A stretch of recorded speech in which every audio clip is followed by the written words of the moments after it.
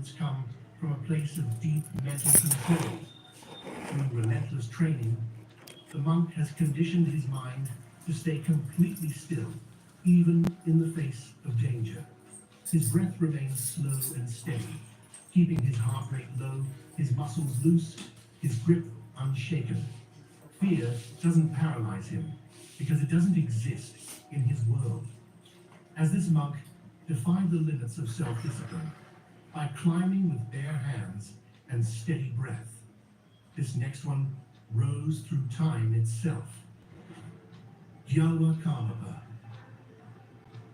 The Gyalwa Karmapa is not merely a leader, he is a force of nature, a living current of wisdom flowing through centuries. As the head of the Karma Kagyu lineage, he carries the spiritual weight of countless lifetimes.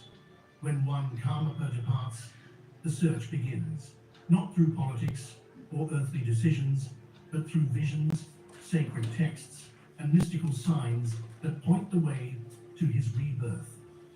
In June 1985, in the vast and rugged landscapes of Tibet, a son was born to a humble, nomadic family in Latong.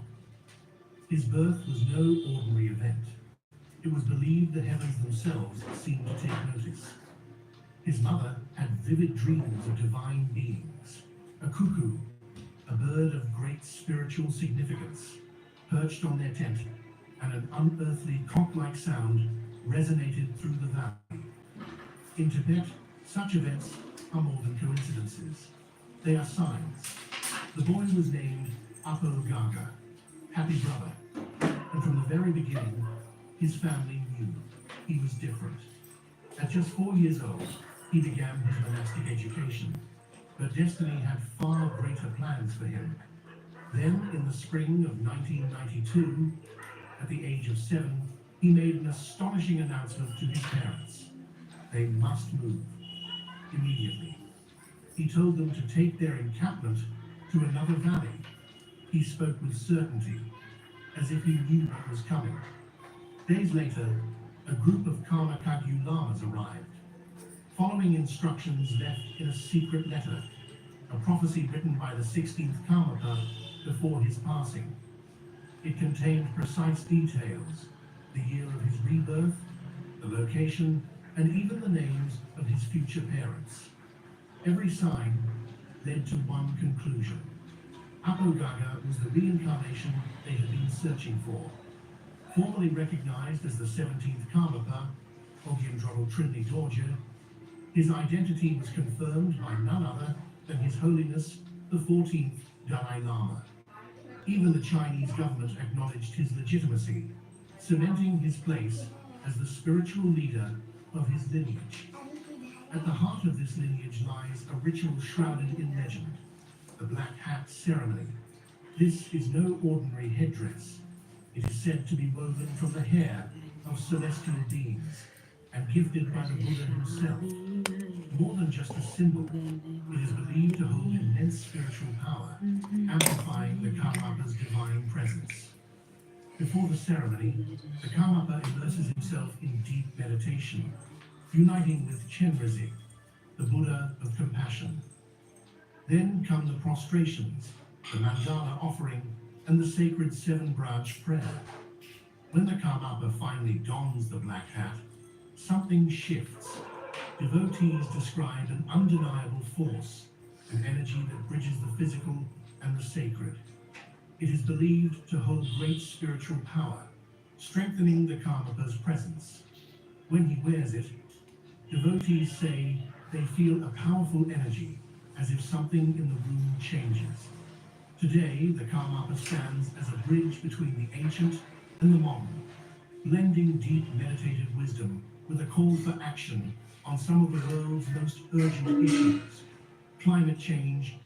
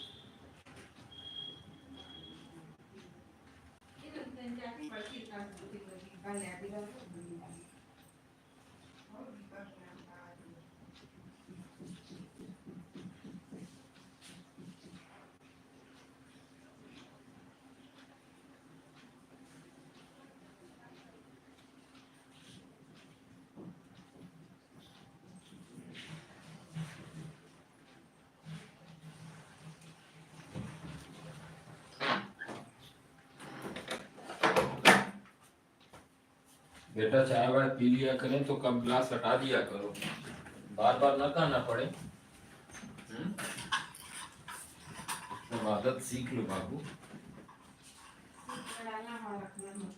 Education and global harmony. His presence is a reminder that enlightenment is not just a path, but a force weaving through time. Ultimately, the Karma's legacy is reborn with each generation. However, Yuan took a different path, seeking eternity within his own body. The discovery of Yuan. Imagine scanning an ancient Buddha statue, expecting solid stone, only to uncover something far more extraordinary. Beneath the surface lay a secret hidden for 1,000 years, a perfectly preserved human body, seated in eternal meditation. In 2015, researchers examining the statue made a chilling discovery. The mummified remains of Buddhist master Liu Kuan were encased inside. How did he get there? The answer is almost unimaginable. Liu Kuan wasn't placed inside the statue after death. He became the statue.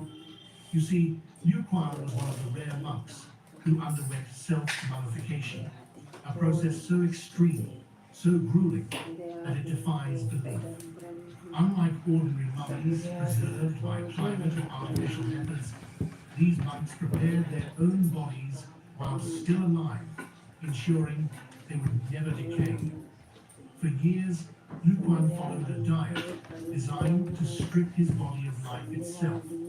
He abandoned regular food, surviving only on nuts, seeds, bark, and roots, eliminating all fat and moisture, the enemies of preservation. However, starvation wasn't enough. He drank a lethal tea brewed from toxic tree sap, poisoning his body just enough to ensure that no bacteria, insects, or decay would ever touch him. Shockingly, his flesh turned to stone before his passing. Then came the final step. Liu Kuan sealed himself inside a stone chamber, entering deep meditation. Each day, he rang a small bell to signal that he was still alive. His fellow monks listened. Then one day, the bell stopped. The chamber was left untouched for years, the monks waiting, hoping. If Liu Kuan had mummified successfully, he would be revered as a true enlightened master. If not, he would receive a traditional burial. However, Liu Kuan's story didn't end there. When researchers uncovered his remains inside the statue, they found something even more mysterious. Cryptic symbols. हर महीने 3-4 हजार रुपए का bill आता है, वो भी सिर्फ दवाई का। मेरा तो सिर्फ 1,000 का आता है, क्योंकि मैं ट्रूमेट से दवाई का ऑर्डर करता हूँ। बस ऐप पर जाओ, दवाई का नाम डालो, ट्रूमेट्स आपको 50% बचत वाला सब्स्टिट्यूट दिखा देगा। लेकिन क्वालिटी, कंपोजिशन सेम, दोनों दवाई की, लेकिन and inscriptions etched into the walls surrounding him. These markings were not ordinary carvings. Some believed they contained lost meditation techniques and hidden teachings on enlightenment, secrets master. If not, he would receive a traditional burial. However, Liu Kuan's story didn't end there. When researchers uncovered his remains inside the statue, they found something even more mysterious. Cryptic symbols and inscriptions etched into the walls surrounding him. These markings were not ordinary carvings. Some believed they contained lost meditation techniques and hidden teachings on enlightenment, secrets passed down through esoteric sects. The statue was eventually housed in the National Museum of Natural History in Budapest. One thing is certain, Liu Quan's path demanded the ultimate price, his own body, his own life. However, not all monks sought immortality this way. Some, like Honan, took a radically different path. Honan. For centuries, enlightenment in Japan was a privilege reserved for the elite. Monks shut themselves away in mountaintop temples, poring over sacred texts and meditating in isolation. Farmers toiled in the fields while outcasts suffered in silence. All of them were told the same thing: salvation was beyond their reach. Then came a single voice that shattered it all: Honan's. Born in 1133, he was raised in the world of Tendai Buddhism, an elite school that held the keys to salvation. He mastered the teachings, committed the scriptures to memory, turned to stone before his passing. Then came the final step. Liu Quan sealed himself inside a stone chamber, entering deep meditation. Each day, he rang a small bell to signal that he was still alive. His fellow monks listened. Then one day, the bell stopped. The chamber was left untouched for years. The monks waited, hoping. If Liu Quan had mummified successfully, he would be revered as a true enlightened master. If not, he would receive a traditional burial. However, Liu Quan's story didn't end there. When researchers uncovered his remains inside the statue, they found something even more mysterious: cryptic symbols and inscriptions etched into the walls surrounding him. These markings were not ordinary carvings. Some believe they contain lost meditation techniques and hidden teachings on enlightenment, secrets passed down through esoteric Buddhist sects. The statue was eventually housed in the National Museum of Natural History in Budapest. One thing is certain: Liu Quan's path demanded the ultimate price: his own body, his own life. However, not all monks sought immortality this way. Some, like Honan, took a radically different path. Honan. For centuries, enlightenment in Japan was a privilege reserved for the elite. Monks shut themselves away in mountaintop temples, poring over sacred texts and meditating in isolation.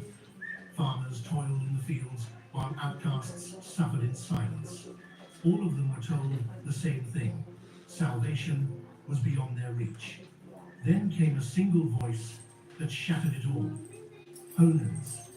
Born in 1133, he was raised in the world of Tendai Buddhism, an elite school that held the keys to salvation. He mastered the teachings, committed the scriptures to memory, and followed every rule with unwavering devotion.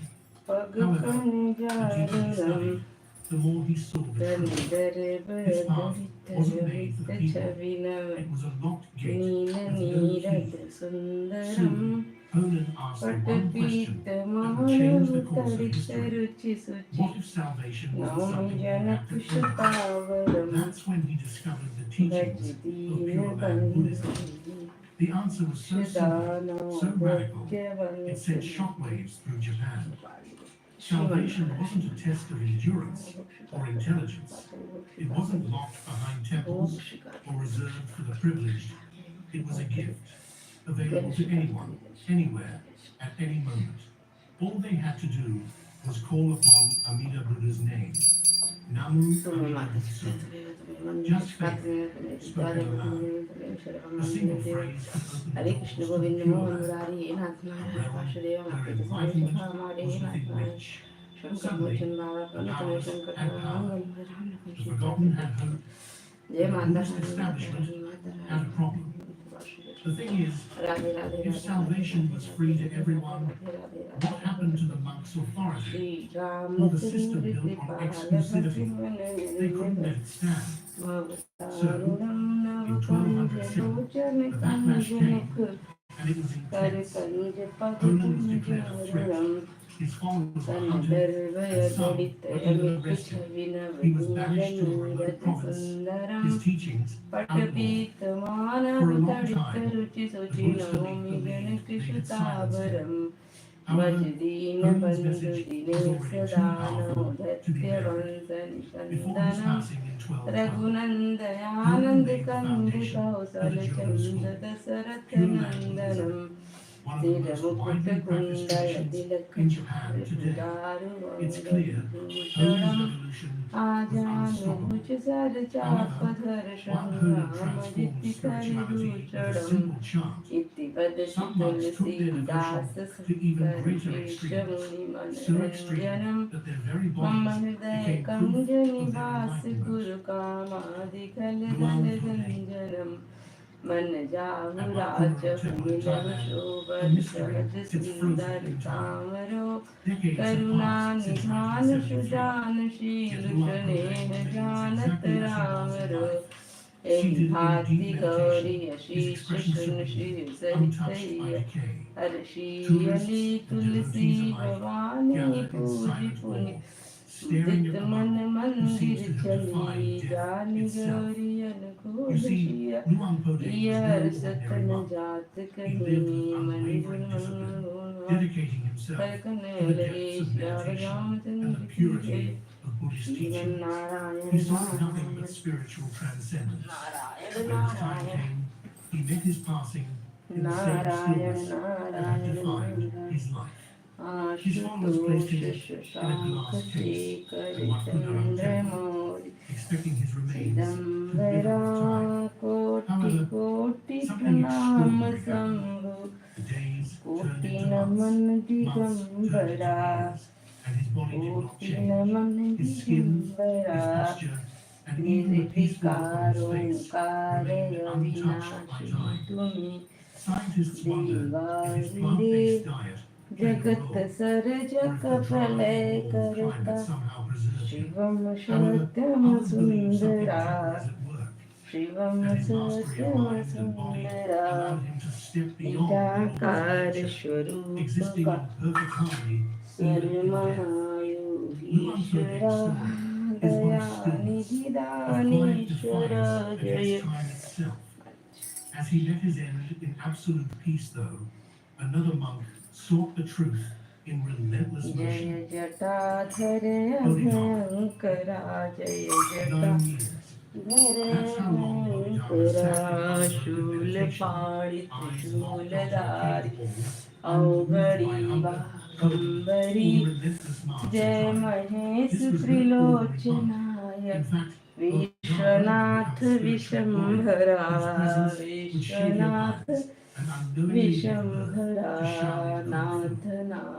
Born in India, Nageshwararu he crossed treacherous landscapes, driven by an unshakable Aripapatam purpose to strip away Mahadev illusion and Mahan awaken people to the Bole raw, unfiltered truth Sada of Shiv existence. Shiv His journey Shankara led him to China in the Sada 6th Shiv century, Shiv where he encountered monks, Shankara scholars, and Jagatpati even an emperor. Anurakti When Emperor Bhakti Wu Sadaiva began, eager to Tere display his Charan devotion, Ho proudly asked Shama what spiritual Ho merit he had earned Aparadha by Sava building temples and Jayati spreading Jaya Buddhism. Bodhidharma's Jagadishvara answer cut like a Jayati blade. Jaya None Jagadishvara whatsoever. The Janam emperor was Jivan stunned. Jagat To Ka him, it was clear Santapata Bodhidharma wasn't here to flatter kings Keshavi or recite Om comforting Namah scriptures, and he Shivaya admired that. Manjapta However, his Rahe greatest act of defiance Panchakshara came after Tame reaching the Mata Pitta Shaolin Tame Temple. Tame Bandhu Shashka There, Tame Tame he Vidya sat Devim in Tame absolute Tame silence, Sharamam Dev Devam staring at a cave Karpur wall Gauram for Karura 9 Dharam unbroken Saram years.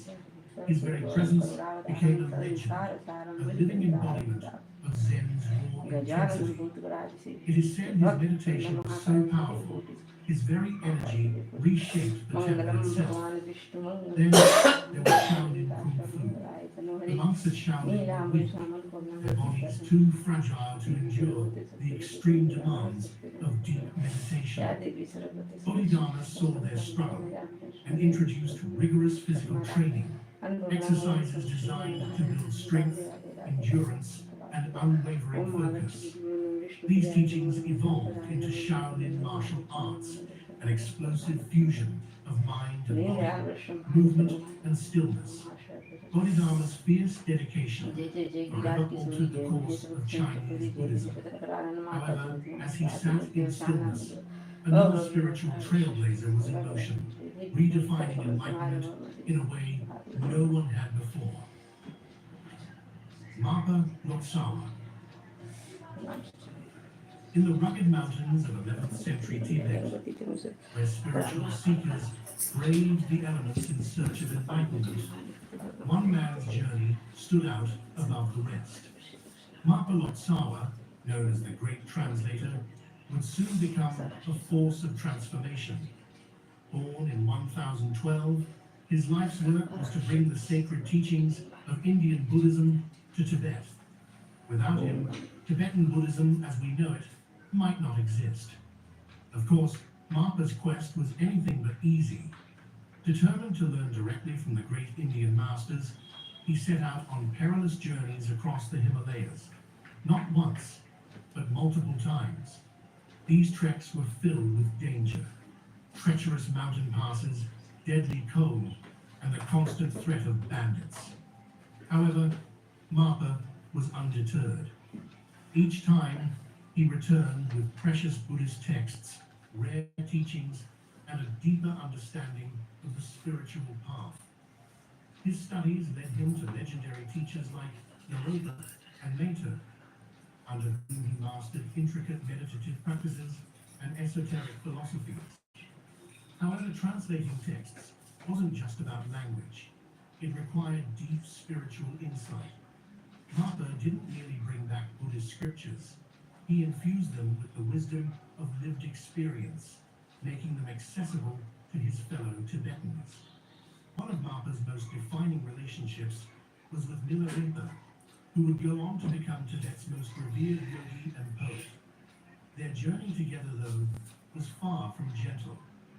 Milarepa came to Marpa seeking guidance, but instead of immediate teachings, he was put through grueling trials. Marpa ordered him to build and rebuild stone towers, which was demanding, exhausting work under harsh conditions. To outsiders, this seemed cruel. However, Marpa saw something deeper.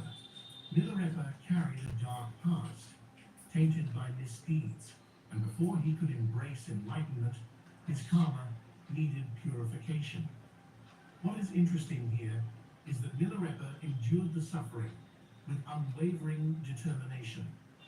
Finally, Marpa deemed him ready and initiated him into the highest spiritual teachings. What emerged from this intense mentorship was a yogi who would inspire millions. Milarepa, the enlightened poet saint of Tibet. Marpa Lotsawa's relentless pursuit of wisdom ensured Tibetan Buddhism's survival.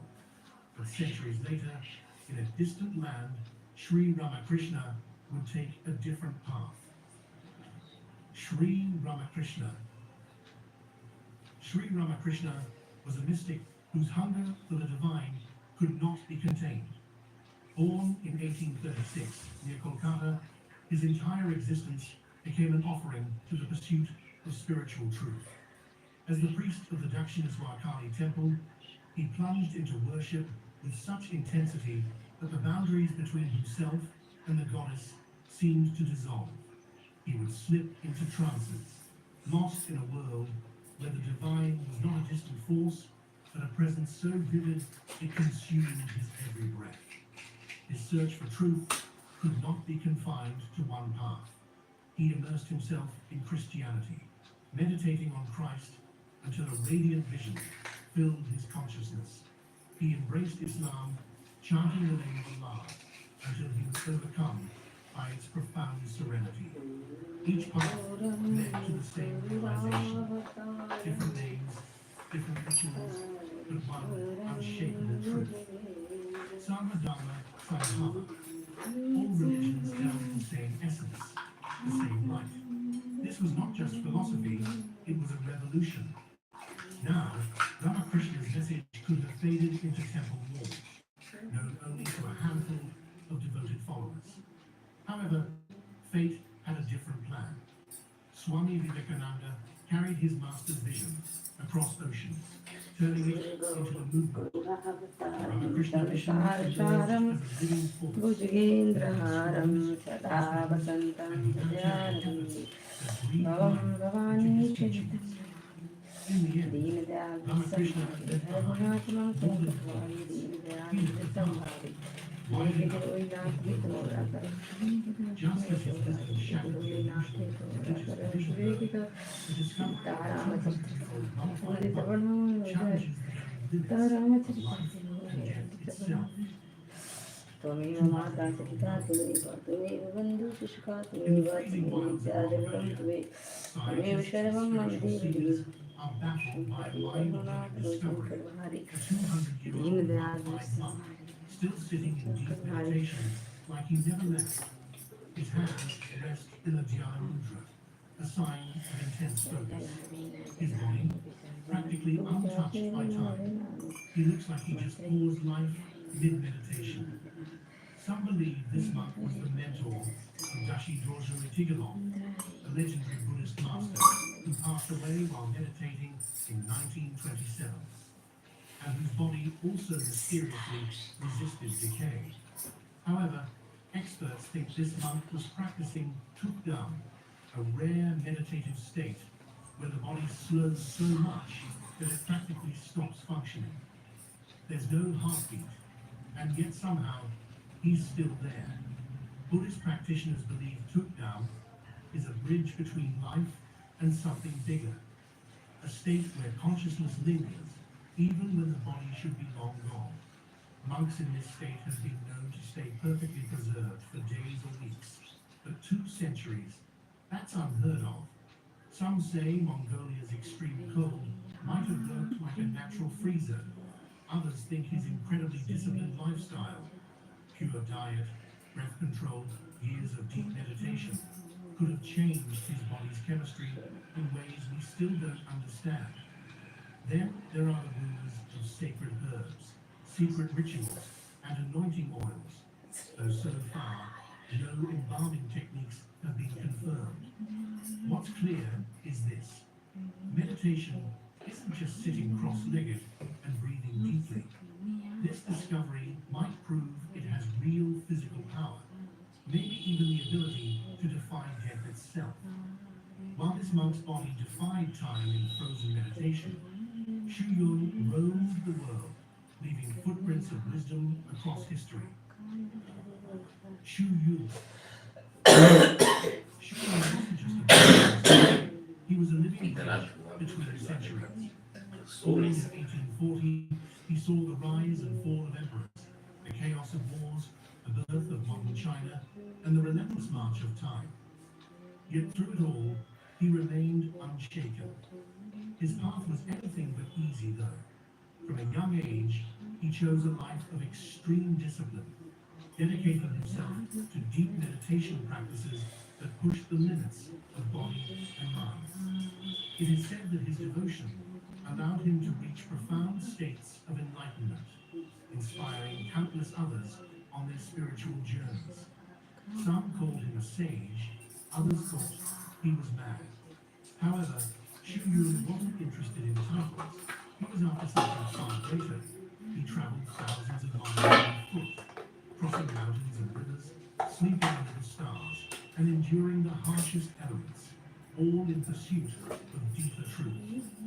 Along the way, he spearheaded efforts to restore ancient monasteries that had fallen into ruin due to war and neglect. Among his greatest achievements was the rebuilding of the historic Yunmen Monastery, a sacred place that became a beacon for Buddhist teachings and practice. However, not everyone welcomed his wisdom. You see, he lived through a time of immense political upheaval. During the communist crackdown on religion, he was arrested, tortured, and left severely injured. Any ordinary man would have broken. Xu Yun, he simply got back up.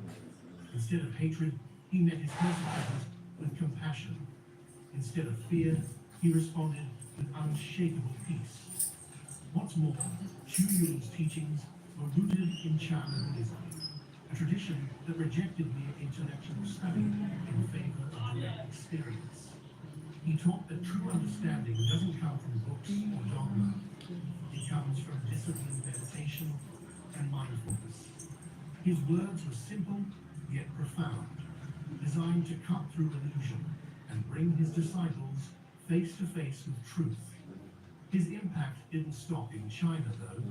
The Chan Buddhism he helped preserve spread far beyond its borders, shaping the global practice of Zen in Japan and the rise of meditation in the modern world.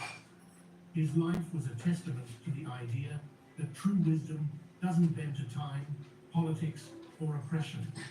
It only grows stronger. Xu Yun's journey proved that enlightenment could withstand the tides of history. But Lama Tenzin Sangha took devotion to an entirely different realm. The living Buddha, Lama Sangha Tenzin. Some figures in history leave behind words, temples, or scriptures. Back in the 15th century, Lama Sangha Tenzin left behind something even more extraordinary. Himself. Revered as the living Buddha, his devotion to his village wasn't just spiritual, it was an act of ultimate sacrifice. In life, he was a monk of immense wisdom and kindness, dedicated to guiding his people toward peace and enlightenment. However, his greatest act came when he made an unfathomable choice to meditate into eternity. Faced with an impending disaster, he entered a deep meditative state, never to awaken again, offering his own existence as protection for his village. Over time, his body naturally mummified, astonishing all who witnessed the miracle. However, the story didn't end there. Centuries later, fate intervened. In 1975, a powerful earthquake shook the land, unearthing his tomb. When villagers uncovered his body, they found something incredible. He remained perfectly preserved, as if time had never touched him. To them, this wasn't just a body, it was proof that his spirit had never left. They believed he was still watching over them, a silent guardian transcending the boundaries of life and death. If Lama Sangha Tenzin defined time by meditating into eternity, St. Anthony the Great challenged the very forces of darkness, turning the harsh desert into his battleground of faith. St. Anthony. Some renounce wealth, while others